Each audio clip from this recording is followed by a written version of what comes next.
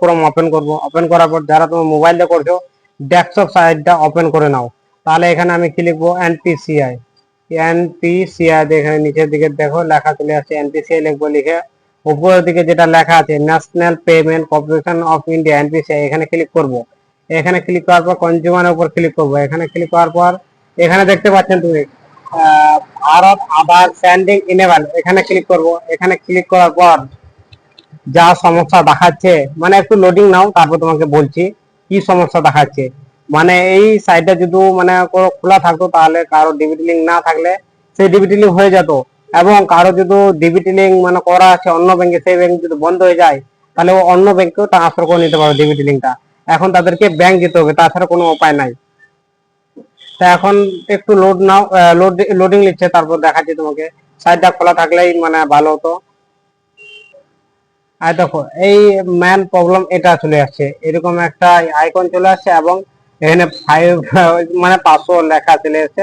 এখন আমি যদি রিট্রাই করি, এখানে আমি যদি রিট্রাই করি তাহলে আবার সেম পেজে আসবো, আবার যদি ওইরকম করি তো সেম প্রসেসটা হয়ে যাবে। এখন আমি নতুন ওয়েবসাইট দেখাচ্ছি তোমাকে। প্রথমে কি করবেন তুমি, প্রথমে লিখবেন এখানে আধার। এখানে আমি আধার লিখে সার্চ করব। সার্চ করার পর উপর দিকে মাই আধার লেখা আছে, এখানে ক্লিক করব। ক্লিক করার পর এখানে ডাউনলোড আধারের উপর ক্লিক করব। তারপর এখানে ড্যাশবোর্ড দেখতে পাচ্ছ, এখানে এর উপরে ক্লিক করব। তারপর এখানে কি লগইন দেখতে পাচ্ছেন তুমি, এর উপরে ক্লিক করব। ক্লিক করার পর এখানে আমি কি করব, লগইন হবো। আগে লগইন হওয়ার জন্য কি করব, আমি আমার আধার নম্বর দেব, তারপর কি দেবো, ক্যাপচার দেবো। ক্যাপচার দেওয়ার পর লগইন উইথ ওটিপি করব, তারপর ওটিপি দিব, তারপর লগইন হয়ে যাব। লগইন হওয়ার পর কিরকম ইন্টারফেস আসবে সেটা তোমাকে দেখাচ্ছি। তো এখানে আমি লগইন হয়ে গেছি।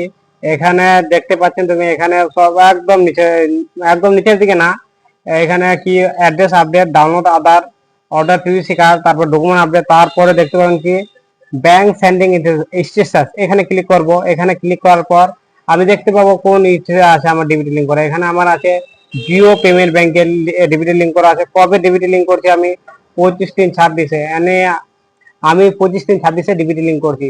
যাদের যাদের মানে এনপিসিআই ব্যবসায় দিয়ে প্রবলেম দেখাচ্ছে তারা এই ব্যবসায় দিয়ে মানে চেক করতে পারো। আর আধার কার্ডে একটা নতুন মানে আপডেট আসছে, সেটা তোমাকে দেখার চেষ্টা করব। সেটা দেখার জন্য আবার মানে ওই ডাউনলোড অপশনে আসবো, ড্যাশবোর্ডে আসবো। ড্যাশবোর্ডে আসার পর এরকম দেখতে পাচ্ছেন, এখানে আমি তোমাকে দেখাচ্ছি একটু ভালো করে।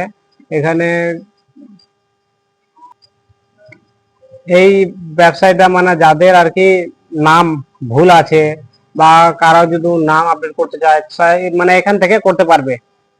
সবগুলা এখানে ডাউনলোড আধার আছে। আধারে একটা নতুন আপডেট এসেছে, যেটা দিয়ে আর কি মানে ওই নতুন আধারটা মানে ব্যবসাটা একটু চেঞ্জ হয়ে গেছে। এর উপরে যদি তোমরা ভিডিও মানে দেখতে চাও তাহলে তোমার কমেন্টে বলো, নেক্সট ভিডিও আমি এর উপরে নিয়ে আসবো।